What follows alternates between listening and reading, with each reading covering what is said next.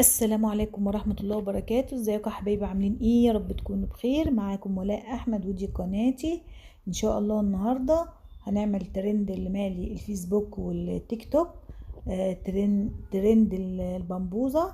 هنعمله بكل سهولة بمكونات بسيطة جدا، من غير تكاليف. مش هتكلفي نفسك، ولا هتجيبي زبادي يوناني ولا حليب مكثف ولا كلام من ده كله. هنعمل بحاجات بسيطة.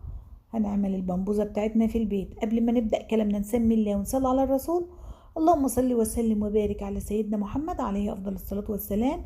يلا يا حبايبي نشوف الفيديو الجميل بتاعنا ده اتعمل ازاي. معايا مانجا مجمدة، ومعايا موز، ومعايا تفاح. اي فاكهة حابة تحطيها، بس هي دي مكونات البمبوزة.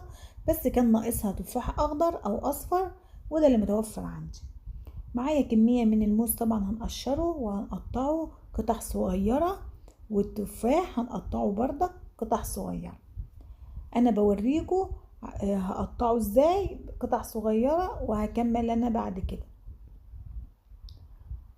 تقطيع الفاكهة لازم تكون قطع صغيرة مربعات، عشان تديكي طعم حلو كده. ما تبقاش القطع كبيرة ويبقى الشكل العام مش كويس. المانجا طبعا انا بفرزها معاكم.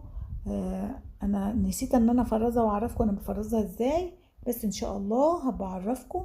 معايا طبعا المانجا دي مانجا زبدية. آه، انا بفرزها، بغسلها غسلة كويسة، وبنشفها وبحطها في اكياس. طلعتها طبعا، قشرتها عشان ما اخدش الفيديو ما يطولش معاكم. وادي كمية الفاكهة بتاعتنا ما شاء الله كمية. وقطعت المانجا مكعبات، وعصرت المانجا تقيلة جدا. ما تحطيش كمية مية، ممكن تحطي نص كوباية حليب مع المانجا، بتديها طعم تاني خالص. هنزل بنص كمية المانجا المتقطعة، وهقلب المكونات دي.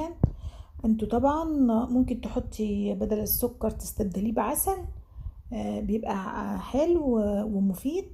ودي الكمية ما شاء الله اللي انا طلعتها.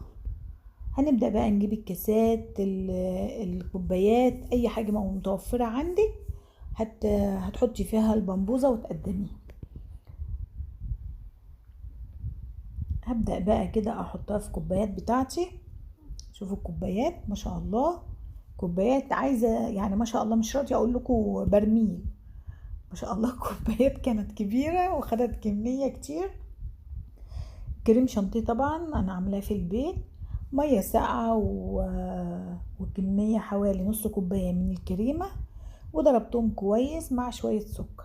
انا عملته معاكم كتير في القناه، فعشان الفيديو ما يطولش فانا اختصرت وعملت وجهزت كل حاجه. عندك ايس كريم، ده بصراحه هيوديها في حته تانية خالص. ولا تقولي زبادي ولا تقولي حليب مكثف، كفايه الايس كريم يتحط عليه مع الكريمه، حاجة تانية خالص. اللي وصل معايا الفيديو لغاية هنا ما ينساش يفعل زر الجرس ويشترك في القناة ليوصلكوا كل جديد، وشجعوني علشان انزل لكم كل جديد. وانا فيديوهاتي صغيرة مش طويلة، عشان تشاهدوها وما تملوش منها.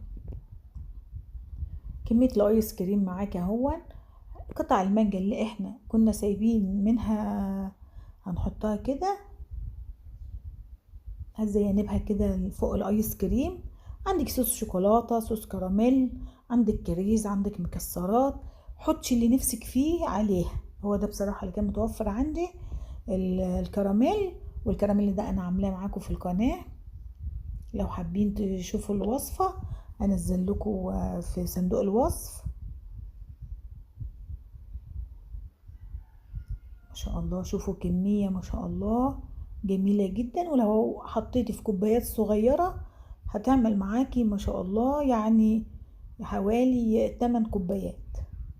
شوفوا طعمها اقسم بالله جميلة جدا. جربيها واعمليها لأولادك هيحبوها.